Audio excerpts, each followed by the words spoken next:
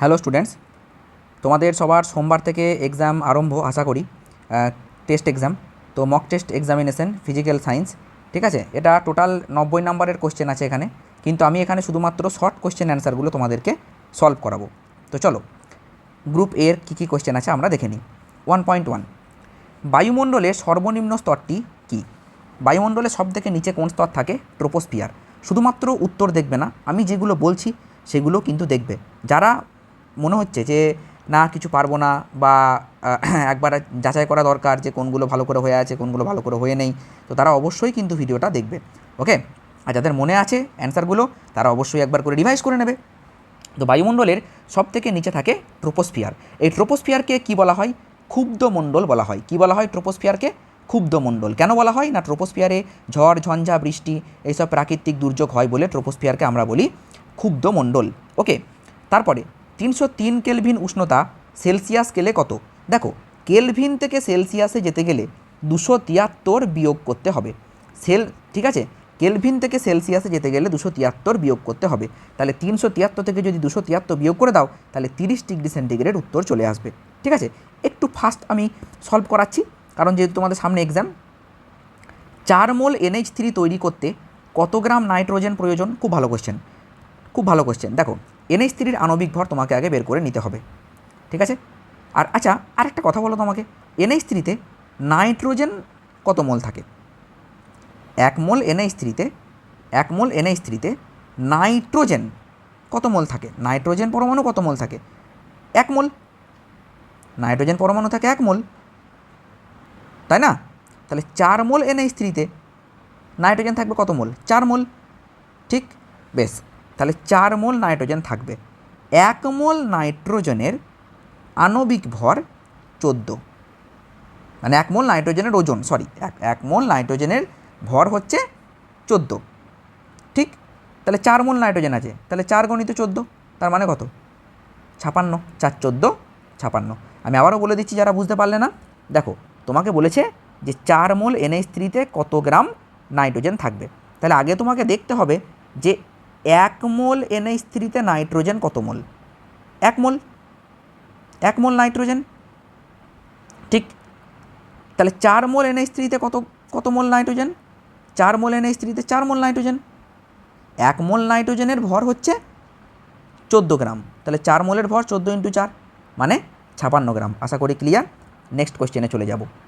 ঠিক আছে, short question নিয়ে চিন্তা করার কোনো দরকার নেই, যা করিয়ে যাচ্ছি ভালো করে করে যাও, ঠিক আছে, দেখবে আটকাবে না। প্রদত্ত কোনটির ওপর ধাতুর পরিবাহিতাঙ্ক নির্ভর করে? পরিবাহিতাঙ্ক কার ওপর নির্ভর করে ধাতুর? আচ্ছা, এইটা জানতে গেলে আগে দেখতে হবে যে রোধাঙ্ক কিসের ওপর নির্ভর করে। রোধাঙ্ক উপাদানের ওপর নির্ভর করে, তাহলে পরিবাহিতাঙ্কও কিন্তু উপাদানের প্রকৃতির ওপর নির্ভর করে। লঘু থেকে ঘন মাধ্যমে প্রতিসৃত হওয়ার সময় কোনো আলোকরশ্মির আপতন কোণ যদি 70 ডিগ্রি এবং প্রতিসরণ কোণ 45 ডিগ্রি হয়, তাহলে চ্যুতিকোণ কত হবে? 70 - 45 করে দাও, অ্যান্সার বেরিয়ে যাবে। চ্যুতিকোণ মানে একটা মাইনাস আর একটা, তাহলে 70 - 45 করলে কত হবে? 25 ডিগ্রি। ওকে, উত্তল দর্পণের প্রধান অক্ষের সঙ্গে সমান্তরালভাবে আপতিত আলোকরশ্মির প্রতিফলনের পর কি হয়? উত্তল দর্পণে যদি প্রধান অক্ষের সঙ্গে সমান্তরাল কোনো আলোকরশ্মি আপতিত হয় তাহলে কি হবে? উত্তল দর্পণ কেমন দেখতে একটুখানি ক্লিয়ার করে দিই জিনিসটা। এইটা ঠিক, প্রধান অক্ষের সঙ্গে সমান্তরালভাবে আলো এলো, এই দিকে পালিয়ে যাবে, তার মানে কি মুখ্য ফোকাস থেকে অপসৃত হচ্ছে বলে মনে হবে। তোমার মনে হবে যে আলোটা যেন এখান থেকে আসছে, তাহলে কি হবে? মুখ্য ফোকাস থেকে অপসৃত হচ্ছে বলে মনে হবে, ঠিক আছে। আর যদি বলে অবতল দর্পণ তখন কি হবে সেটাও বলে দিই।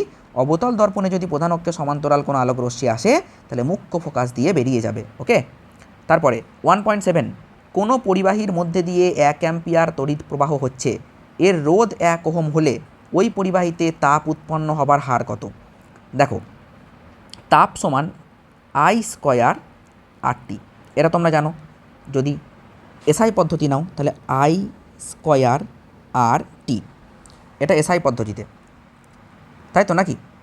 আর সিজিএস পদ্ধতিতে কত? সিজিএস পদ্ধতিতে কিন্তু একটা 0.24 থাকে, তাই না? সিজিএস পদ্ধতিতে হয় H = 0.24 I² RT, ঠিক। আচ্ছা, আর কত? আর হচ্ছে 1, আই কত? আইও 1, তাহলে উত্তর কত হবে? 0.24 calorie per second. 0.24 calorie per second. তড়িৎ কোষের বিভব পার্থক্যের মান ইএমএফের চেয়ে কী হবে? বিভব পার্থক্যের মান সবসময় ইএমএফের চেয়ে কম হবে, মনে রাখবে। কারণটা আমি তোমাদেরকে বলে দিই। ই সমান ভি প্লাস আইআর, তাহলে এইটা বিভব পার্থক্য, তার সঙ্গে আইআর যোগ করে ই হচ্ছে, তাহলে ই অলওয়েজ গ্রেটার দেন ভি, এটা মাথায় রাখতে হবে। কোনো জীবাশ্মের বয়স নির্ণয়ে ব্যবহৃত হয় কোনটা? জীবাশ্মের বয়স নির্ণয় C14, ঠিক আছে। কোন মৌলটির বিজারণ ক্ষমতা সবচেয়ে বেশি? বিজারণ ক্ষমতা সবচেয়ে বেশি সিজিয়ামের, আর এই সিজিয়াম কিন্তু সব থেকে বেশি তড়িৎ ধনাত্মক, মনে রাখবে। হ্যাঁ, সব থেকে বেশি তড়িৎ ধনাত্মক, আর সব থেকে বেশি তড়িৎ ঋণাত্মক ফ্লুরিন, তাই না? ফ্লুরিন। নিচের কোন যৌগটির জলীয় দ্রবণ তড়িৎ পরিবহনে সক্ষম? Hydrogen chloride, HCl। HCl সমযোজী হওয়া সত্ত্বেও কিন্তু তড়িৎ পরিবহন করে। কেন করে? তার কারণ HCl যখন জলীয় দ্রবণে থাকে তখন H3O+ বা হাইড্রোনিয়াম আয়ন উৎপন্ন করে। একটি মৃদু তড়িৎ বিশ্লেষ্য পদার্থ কোনটা? মৃদু তড়িৎ বিশ্লেষ্য পদার্থ, তার মানে জলীয় দ্রবণে বেশি আয়ন দেয় না, CH3COOH, CH3COOH, ঠিক আছে। জলের নিম্ন অপসারণ দ্বারা সংগ্রহ করা হয় কাকে? নাইট্রোজেন গ্যাসকে জলের নিম্ন অপসারণ দ্বারা সংগ্রহ করা হয়। জার্মান সিলভারে কোনটা থাকে না? জার্মান সিলভারে সিলভার থাকে না। খুব ভালো কোয়েশ্চেন, ঠিক আছে। জার্মান সিলভার কিন্তু একটা সংকর ধাতু, কিন্তু এখানে সিলভার থাকে না। অ্যাসিটোনে উপস্থিত কার্যকারী মূলক কোনটা? অ্যাসিটোনে থাকে CO, এরকম C+O, ওকে, CO থাকে। তারপরে দেখো, বায়ুমণ্ডলের সর্বোচ্চ স্তর কোনটি? আচ্ছা, বায়ুমণ্ডলের সর্বোচ্চ স্তর ম্যাগনেটোস্ফিয়ার, এটা কি সত্য না মিথ্যা? বায়ুমণ্ডলের সর্বোচ্চ স্তর ম্যাগনেটোস্ফিয়ার, এটা একদম সত্য। গ্লোবাল ওয়ার্মিংয়ের একটি সুফল লেখো। গ্লোবাল ওয়ার্মিংয়ের একটা সুফল কি হয় না, শীত প্রধান দেশে, হ্যাঁ, শীত প্রধান দেশে উদ্ভিদ বেঁচে থাকতে পারে। শীত প্রধান দেশে উদ্ভিদ বেঁচে থাকতে পারে। আচ্ছা, তাপন মূল্য বেশি হলে জ্বালানির গুণগত মান বাড়বে বা বৃদ্ধি পাবে, ওকে। তাপমাত্রার পরম স্কেলে প্রমাণ চাপে জলের স্ফুটনাঙ্কের মান কত? জলের স্ফুটনাঙ্ক এমনি কত বলো? 100 ডিগ্রি সেন্টিগ্রেড। তাহলে পরম স্কেল মানে 100 + 273 সমান 373 কেলভিন। বয়েলের সূত্রের গাণিতিক রূপ লেখো। বয়েলের সূত্রের গাণিতিক রূপ হচ্ছে P1V1 সমান P2V2। আশা করি ক্লিয়ার।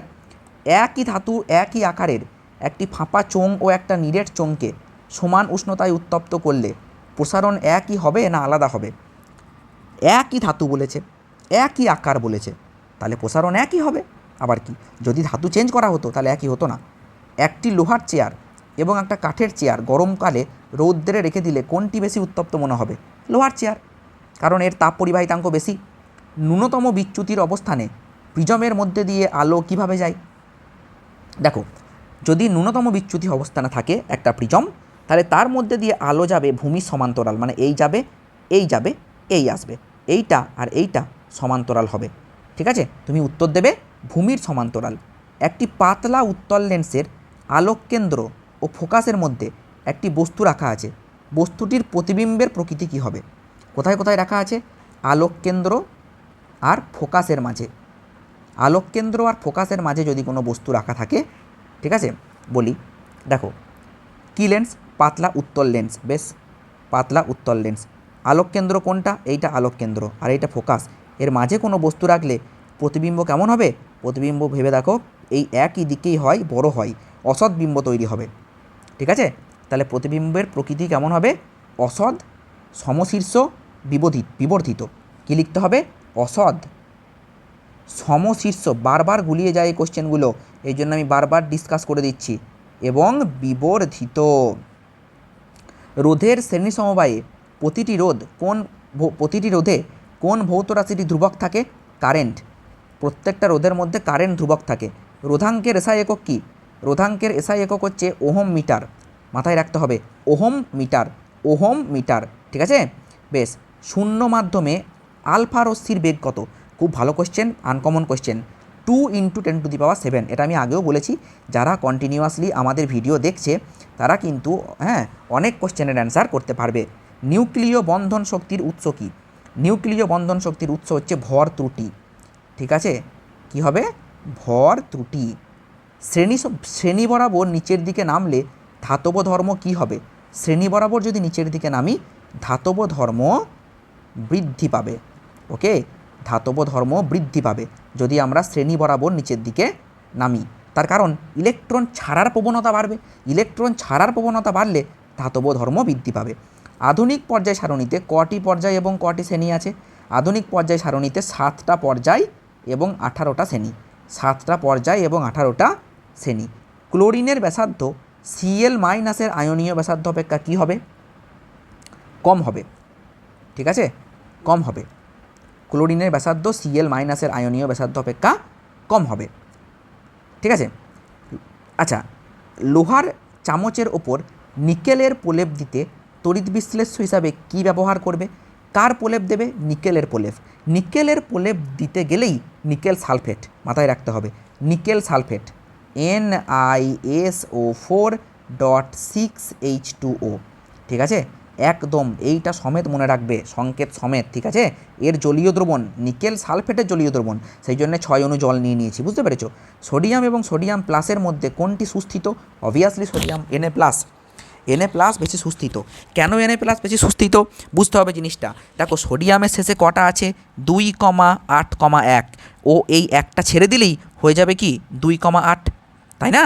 সোডিয়াম যদি একটা ইলেকট্রন ত্যাগ করে দেয় হয়ে যাবে 2,8। তার মানে ও কার মতো হয়ে গেল? ও নিয়নের মতো হয়ে গেল, তার মানে ও স্টেবল হয়ে গেল। তাহলে কে বেশি সুস্থিত? Na+ বেশি সুস্থিত। ঠিক আছে, গ্রাফাইট তড়িৎ পরিবহন করে, তা সত্ত্বেও তড়িৎ বিশ্লেষ্য নয় কেন? অবশ্যই গ্রাফাইট তড়িৎ পরিবহন করে মানছি, কিন্তু গ্রাফাইট গলিত অবস্থায় আয়নে বিশ্লিষ্ট হয় না, আর আয়নে বিশ্লিষ্ট না হলে তাকে আমরা তড়িৎ বিশ্লেষ্য বলতে পারবো না। অ্যামোনিয়া গ্যাসকে হাইড্রোজেন ক্লোরাইডের সংস্পর্শে আনলে কি ঘটে? খুব ভালো কোশ্চেন, আমি একদম বিক্রিয়া লিখে দিচ্ছি। NH3+HCl উৎপন্ন হবে NH4Cl। অ্যামোনিয়াম ক্লোরাইড এর সাদা ধোঁয়া উৎপন্ন হবে। ভালো করে পড়ে যাও, এটা আসার চান্স আছে। অ্যামোনিয়াম ক্লোরাইডের সাদা ধোঁয়া উৎপন্ন হবে। ওকে, ক্যালসিয়াম সায়ানামাইডের আর্দ্র বিশ্লেষণে কি পাওয়া যায়? ক্যালসিয়াম সায়ানামাইডের যদি আর্দ্র বিশ্লেষণ করি তাহলে আমরা অ্যামোনিয়া পাবো। কি পাবো? Ammonia, NH3। NH3-র শুষ্ককরণে কি ব্যবহার করা হয়? পোড়া চুন। কেন? বারবার কোশ্চেন দেবে, আমি ভালো করে বলছি, বই খুলে দেখে যাও। যাদের কাছে অভিনব আছে, অজৈব রসায়ন চ্যাপ্টারের প্রথম পাতাতেই এটা জেনে রেখোতে পাবে। ঠিক আছে, ক্যালসিয়াম অক্সাইড ক্ষারীয় আর NH3ও ক্ষারীয়। ঠিক আছে, তাই ক্ষার বিক্রিয়া করে না, এই জন্য কিন্তু NH3 জলীয় দ্রবণকে ক্যালসিয়াম অক্সাইড দ্বারা শুষ্ক করা হয়ে থাকে। একটি মুদ্রা ধাতুর নাম লেখো। একটি মুদ্রা ধাতুর নাম হচ্ছে তামা বা কপার। ঠিক আছে, লিখে দিলাম Cu। গান মেটালের উপাদান কি কি? গান মেটাল কি কি দিয়ে তৈরি? গান মেটাল কপার, জিঙ্ক আর টিন দিয়ে তৈরি। Cu, Zn আর Sn দিয়ে তৈরি। অ্যামিনের কার্যকারী মূলকের সংকেত লেখো। অ্যামিনকে লেখা হয় NH2 দিয়ে। ওকে, মাথায় রেখো, ইম্পর্টেন্ট। কার্বনবিহীন একটি কার্যকারী মূলকের নাম লেখো, যার মধ্যে কার্বন থাকে না কিন্তু কার্যকারী মূলক সেটা একটা। অ্যালকোহল, OH, হাইড্রক্সিল মূলক। ওকে, এর নাম কি? হাইড্রক্সিল মূলক। কার্বন ক্লোরাইডে দ্রবীভূত ব্রোমিনের মধ্যে দিয়ে ইথিলিন গ্যাস চালনা করলে বর্ণের কি পরিবর্তন হয়? যদি আমরা CCl4 দ্রবণে, কার্বন টেট্রাক্লোরাইড মানে হচ্ছে কি CCl4 দ্রবণে যদি ব্রোমিন চালনা করি, ঠিক আছে, CCl4 দ্রবণে মানে দ্রবীভূত ব্রোমিনের মধ্যে ইথিলিন চালনা করি, তাহলে দ্রবণের বর্ণ হবে লাল। সরি, ভুল বলছি কিছু একটা, 1 মিনিট দাঁড়াও, কোশ্চেনটা রাখবো পড়ে নিই। আচ্ছা, কোশ্চেনটা বলতে চাইছে তেমন কিছু না। ইথিলিনের মধ্যে যদি আমরা ব্রোমিন চালনা করি, ঠিক এই বিক্রিয়াটা, ইথিলিনের সংকেত কি জানো? Ethylene C double bond C, তাহলে এখানে কটা থাকবে? এখানে H2, এখানে H2, এইটা ইথিলিন বা ইথিন C2H4। একে যদি আমরা এর সঙ্গে যদি ব্রোমিন মেশাই Br2, হ্যাঁ, CCl4 যদি দিই, CCl4 যদি দিই তাহলে কি উৎপন্ন হবে গো? এটা উৎপন্ন হবে C single bond C, H2C single bond H2C, এইখানে একটা ঢুকবে ব্রোমিন, আবার এইখানে একটা ঢুকবে ব্রোমিন, এইটা, তাই না? এটা হচ্ছে 1,2 ডাইব্রোমো ইথেন, 1,2 ডাইব্রোমো ইথেন। তো এই যে দ্রবণটা এটা ছিল লাল বর্ণ, সেই লাল বর্ণের দ্রবণ হয়ে যাবে বর্ণহীন। তাহলে কি হবে? লাল বর্ণের দ্রবণ হয়ে যাবে বর্ণহীন। আজকের ক্লাসটা আমাদের এখানেই শেষ হলো। এরকম ক্লাস এই কদিনে তোমরা কতগুলো চাও বলো, আমি ততগুলো ক্লাস তোমাদের জন্য নিয়ে আসবো, ঠিক আছে? একদম র্যাপিড মোডে ভিডিও করব, ঠিক আছে? তোমরা যদি একটা লাইক কমেন্ট শেয়ার করে দাও, ওকে? তো চলো শেষ করলাম ভিডিওটা আজকে। কেমন লাগলো অবশ্যই কমেন্টে জানাবে, অবশ্যই জানাবে কিন্তু।